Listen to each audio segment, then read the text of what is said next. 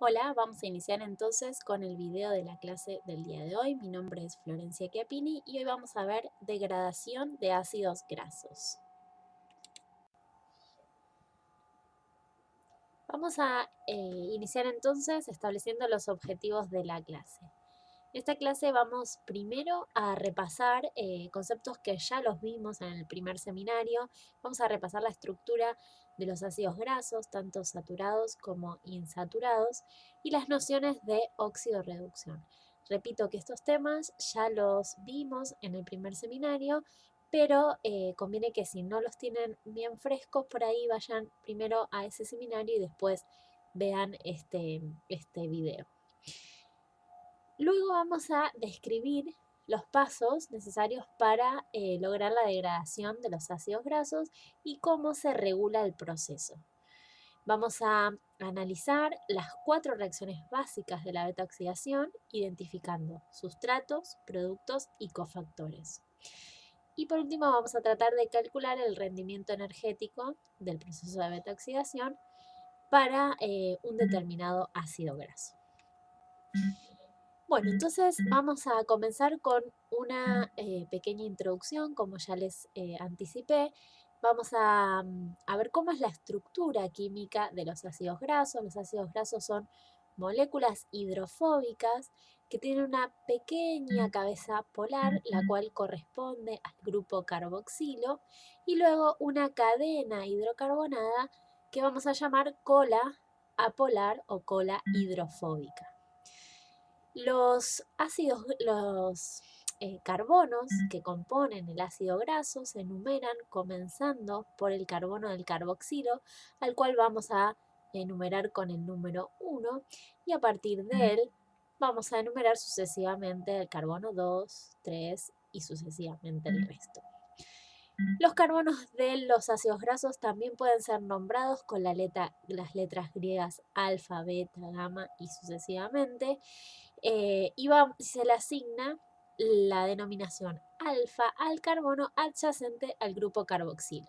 Carbono 2 entonces es el carbono alfa, el carbono 3, el carbono beta y así sucesivamente. El último carbono correspondiente al grupo metilo se lo denomina carbono omega, de manera independiente del largo de la cadena de los ácidos grasos. Acá les ejemplifico 2 ácidos grasos, el ácido palmítico de 16 átomos de carbono y el ácido estiárico de 18 átomos de carbono. Ambos ácidos grasos se tratan de ácidos grasos completamente saturados, ácidos grasos saturados. Recuerden que también en el primer seminario definimos a los ácidos grasos saturados como aquellos que todos sus carbonos se encuentran enlazados de manera simple, Cada enlace carbono-carbono es un enlace simple. Mientras que los ácidos grasos no saturados o los ácidos grasos insaturados presentan enlaces carbono-carbono dobles, o sea, presentan una doble ligadura carbono-carbono en alguna parte de la cadena hidrocarbonada. Se definen una isomería, digamos, estructural, la isomería trans y el isómero cis, dependiendo de cómo queden ubicadas el resto de la cadena del ácido graso respecto al doble enlace.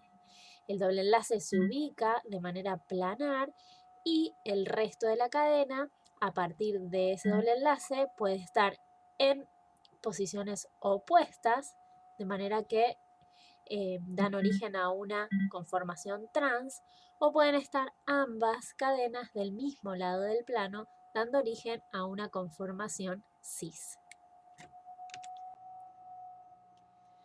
Otro concepto que también vimos en el seminario 1 es el concepto de oxidorreducción. En esas clases habíamos definido la oxidación como la ganancia de átomos de oxígeno por una especie química o mismo la pérdida de electrones, mientras que a la reducción la definimos como la pérdida de átomos de oxígeno o la ganancia de electrones. Lo importante en los procesos de oxidorreducción es que ambas reacciones, tanto de oxidación como de reducción, ocurren de manera acopladas.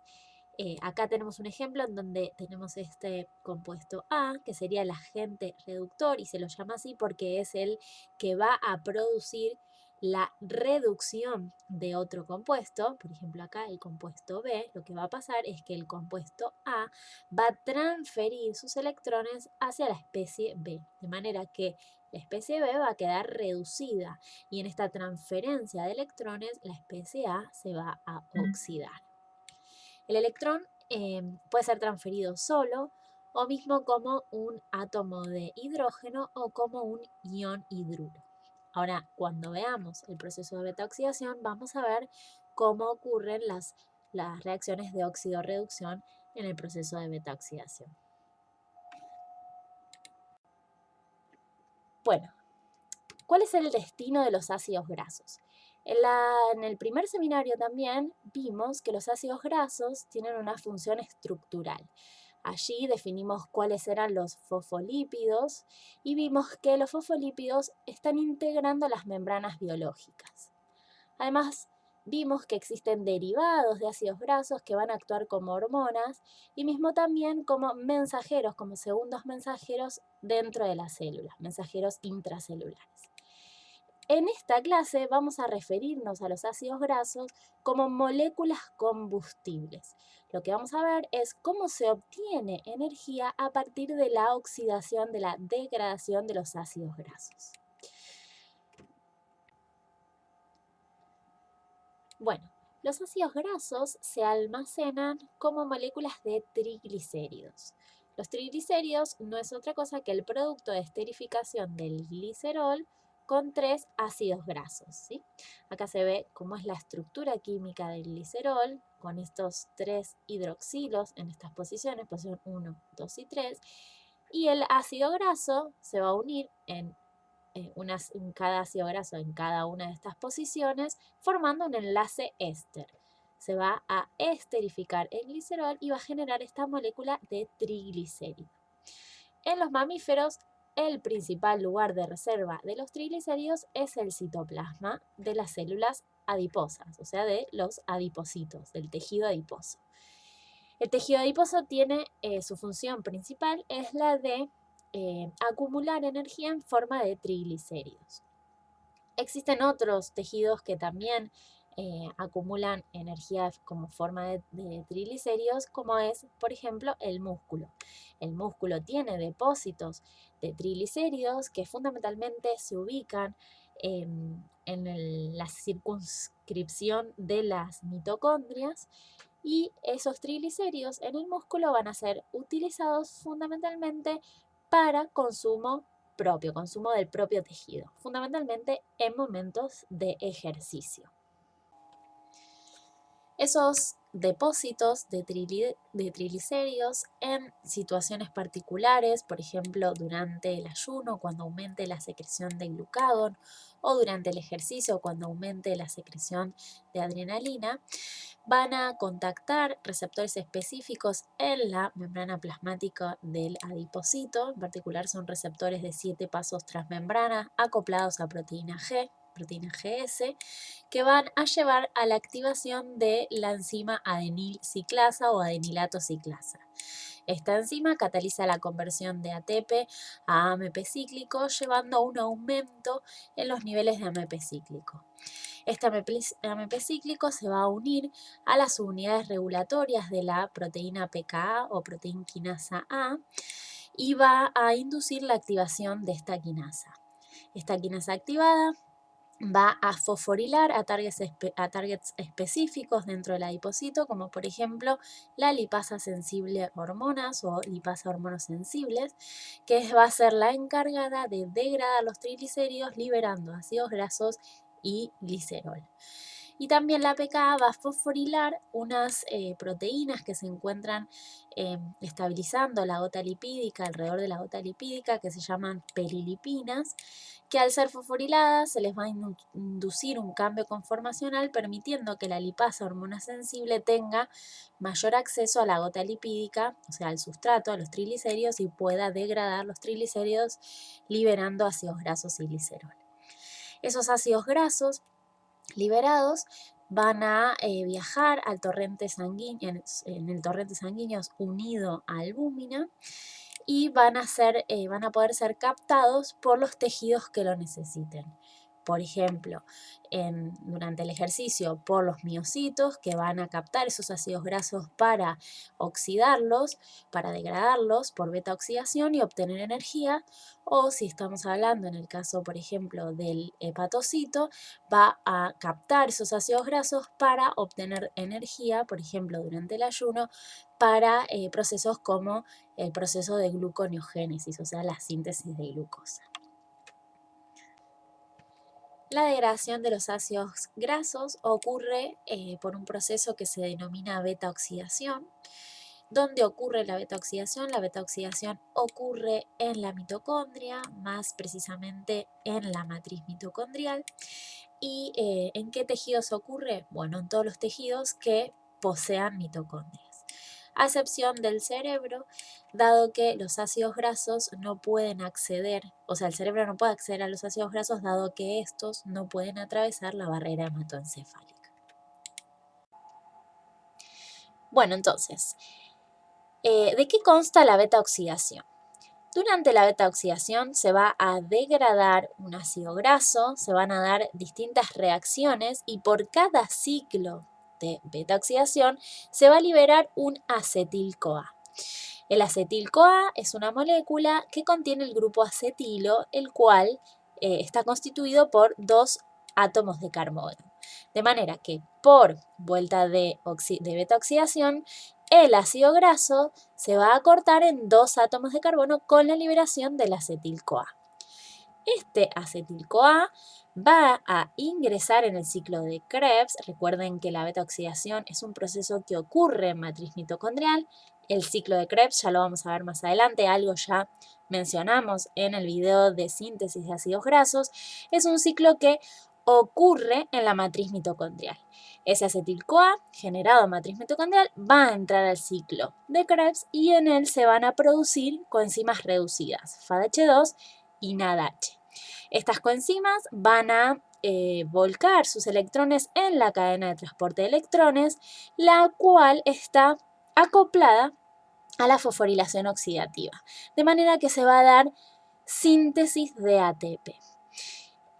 Por vuelta de beta-oxidación, además de producirse un acetil-CoA, también se van a generar coenzimas reducidas, NADH y FADH2. Estas coenzimas también entonces terminarán en la cadena de transporte de electrones generando síntesis de ATP. Entonces, por cada vuelta de beta-oxidación se eliminan fragmentos bicarbonados secuencialmente desde el extremo carboxilo del ácido graso, generando un acetil-CoA. Muy bien, vamos a comenzar describiendo la degradación por beta-oxidación de ácidos grasos saturados de cadena par. La beta-oxidación comprende tres pasos secuenciales. Primero, el paso de activación, en donde se forma un acil-CoA. Este paso se da con gasto de energía. Luego, un transporte hacia la matriz mitocondrial. El transporte es dependiente de un transportador y esto se lleva a cabo para los ácidos grasos de cadena larga, dado que los ácidos grasos de cadena media y los ácidos grasos de cadena corta tienen un pasaje hacia la matriz mitocondrial sin transportador. Y luego el paso de la beta-oxidación propiamente dicho, que son reacciones de oxidación, hidratación, oxidación y la tiólisis con incorporación de una coenzima A. Vamos a explicar entonces el primer paso de activación del ácido graso. La activación del ácido graso utiliza la energía proveniente de la ruptura de una molécula de ATP para generar un compuesto de alta energía como es el acil-CoA. Este paso es llevado a cabo por la enzima acil-CoA sintetasa o ácido graso tioquinasa, que es una enzima que se encuentra ubicada en peroxisomas, en retículo endoplasmático y en membrana mitocondrial externa. Esta reacción se produce en dos pasos. Lo primero que ocurre es, a partir de la ruptura del enlace de alta energía del ATP, se genera una molécula de acil-AMP. Esta molécula es un intermediario que permanece unido a la acil-CoA sintetasa. Luego se incorpora una coenzima A, liberándose el AMP y generándose entonces esta molécula de acil-CoA. La ruptura del pirofosfato, llevada a cabo por una enzima pirofosfatasa, que escinde el pirofosfato en dos fósforos inorgánicos, produce la energía que ayuda a impulsar esta reacción de activación. El próximo paso entonces es el transporte y, como yo ya mencioné, este paso es necesario para los ácidos grasos de cadena larga. El transporte es dependiente de esta molécula, que es la carnitina. Ahora vamos a explicar bien cómo. La carnitina proviene fundamentalmente en un 75% de la dieta, fundamentalmente de la carne, pero también existe biosíntesis, síntesis endógena de carnitina. La síntesis se realiza en el hígado y en el riñón fundamentalmente, y se sintetiza esta molécula carnitina a partir de los aminoácidos metionina y lisina. Lo que sucede luego de la activación del ácido graso, fíjense acá está presente la acil-CoA sintetasa, que lo que produce es la activación del ácido graso y el ácido graso se transforma en esta molécula de acil-CoA. Este acil-CoA entonces en el espacio intermembrana, lo que va a suceder es que va a intercambiar CoA, esta coenzima A, por la molécula de carnitina, generando una acil-carnitina, y esta reacción es catalizada por esta enzima que es la carnitina aciltransferasa 1, o CPT1. Esto sucede en la membrana mitocondrial externa. Luego esta acil-carnitina es transportado gracias a una traslocasa hacia la matriz mitocondrial, en donde ingresa acil-carnitina y la carnitina vuelve hacia el espacio intermembrana. Allí existe una enzima que es la carnitina aciltransferasa 2, que lo que va a hacer es transferir entonces, liberar la carnitina de la acil-carnitina y transferir una coenzima A al ácido graso, generando nuevamente, regenerando el acil-CoA. Este acil-CoA entonces va a ingresar a los ciclos de beta-oxidación en la matriz mitocondrial. Justamente el paso, digamos, del transporte es el paso susceptible a regulación. En una situación posingesta donde aumenta la glucemia, el metabolismo va a estar dirigido hacia la síntesis de ácidos grasos. Como ya vieron en la clase de síntesis de ácidos grasos, habrán visto que existe una enzima que es la acetil-CoA carboxilasa, que lo que va a hacer es sintetizar malonil-CoA a partir de acetil-CoA. Estos altos niveles de malonil-CoA van a inhibir a la carnitina acetiltransferasa 1, a la CPT1, ¿sí? De manera tal que en una situación posingesta donde hay altos niveles de energía, el metabolismo se va a dirigir hacia la síntesis de ácidos grasos, en donde se va a activar a la acetil-CoA carboxilasa para generar malonil-CoA. Un aumento entonces del malonil-CoA va a hacer que se inhiba la transferencia, el transporte de los ácidos grasos desde el citosol hacia la matriz mitocondrial para ser oxidados. Y el malonil-CoA entonces se va a dirigir hacia la síntesis de ácidos grasos. ¿Qué va a pasar en una situación de ayuno? Ahí la hormona reinante es el glucagón. Como ya vimos, el glucagón va a activar a la lipasa hormonosensible, va a aumentar los niveles de ácidos grasos circulantes en circulación. La acetil-CoA carboxilasa se va a downregular. Recuerden que esta enzima tiene los 3 niveles de regulación, ¿sí? Entonces no solo va a regularse de manera alostérica, sino también como va a disminuir los niveles de proteína de la acetil-CoA carboxilasa y además se va a regular de manera covalente. ¿Qué pasa? Al downregularse esta enzima va a haber bajos niveles de malonil-CoA, de manera que se va a evitar esta inhibición del malonil-CoA sobre la carnitina aciltransferasa 1. Bien, otra forma de regular el transporte es por quinasas dependientes de calcio-calmodulina y proteína quinasa activada por AMEPE, que van a inducir cambios en el citoesqueleto que van a generar una activación de la carnitina aciltransferasa 1. Cabe destacar que esta regulación del transporte se da siempre y cuando se da para los ácidos grasos mayores a 12 átomos de carbono, que son los que necesitan ser transportados hacia la matriz mitocondrial para ser beta-oxidados. Muy bien. Finalmente, en la matriz mitocondrial se produce el proceso de beta-oxidación propiamente dicho. Como ya vimos, la beta-oxidación consta de 4 pasos secuenciales.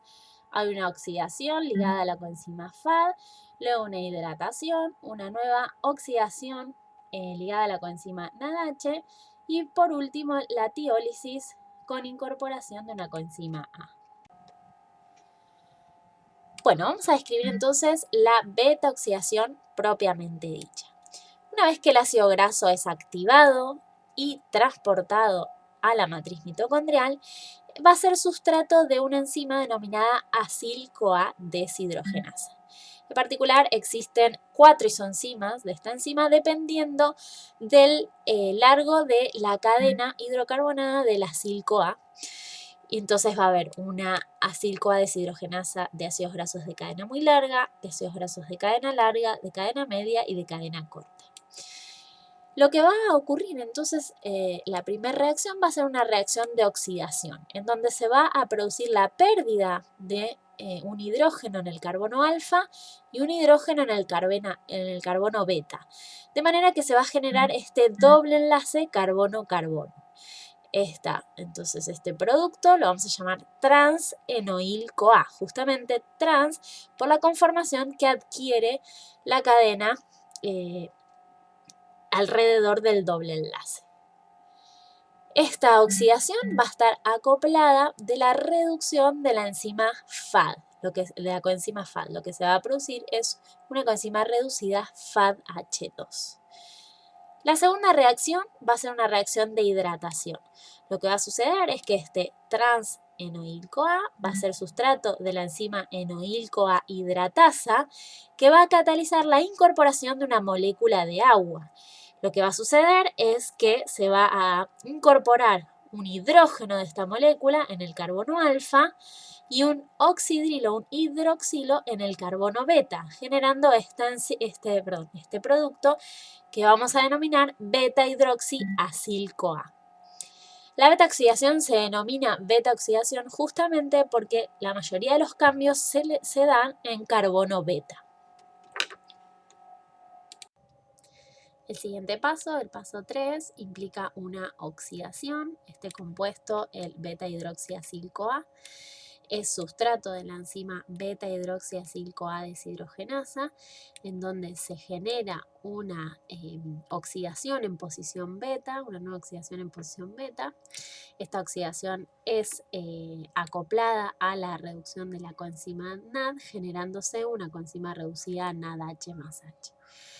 En este carbono, en esta posición, entonces resulta ser oxidado y se genera este doble enlace con el oxígeno, este grupo ceto, generando este compuesto beta-ceto-acil-CoA. El último paso, el cuarto paso, es la tiólisis, es la ruptura de este compuesto.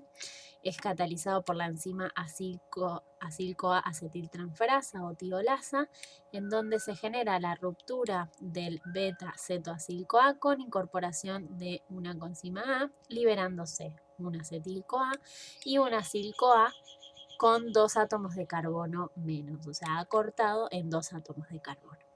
Este acil-CoA puede incorporarse e ingresar al ciclo de Krebs para generar más coenzimas reducidas que terminarán volcando sus electrones en la cadena de transporte de electrones acoplado a la fosforilación oxidativa.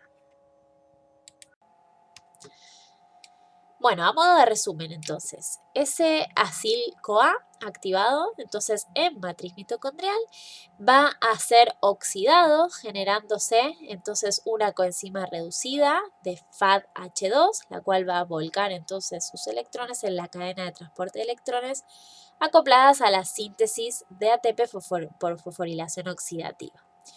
La segunda reacción va a ser una reacción de hidratación, en donde se va a dar la incorporación de una molécula de agua. Luego se va a dar una nueva oxidación con reducción de la coenzima NAD, generándose un NADH que también va a volcar sus electrones en cadena de transporte de electrones y generar la síntesis de ATP por fosforilación oxidativa.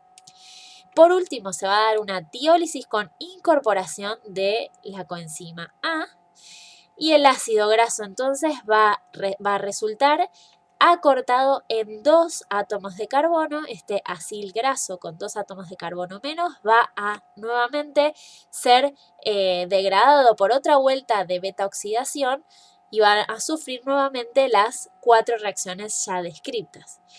Y se va a liberar entonces un acetil-CoA que va a ingresar a ciclo de Krebs y en ciclo de Krebs se van a generar coenzimas reducidas que volcarán sus electrones en cadena de transporte de electrones y generarán también la síntesis de ATP por fosforilación oxidativa. Acá en este cuadrito se ve cómo el ácido graso, el acil-CoA, va a ser por vuelta de beta oxidación, va a ser acortado en 2 átomos de carbono, liberándose una molécula de acetil-CoA y coenzimas reducidas FADH2 y NADH. En la última vuelta de beta oxidación de un ácido graso de cadena par se van a generar entonces, cuando ingrese la coenzima A, se van a generar 2 moléculas de acetil-CoA.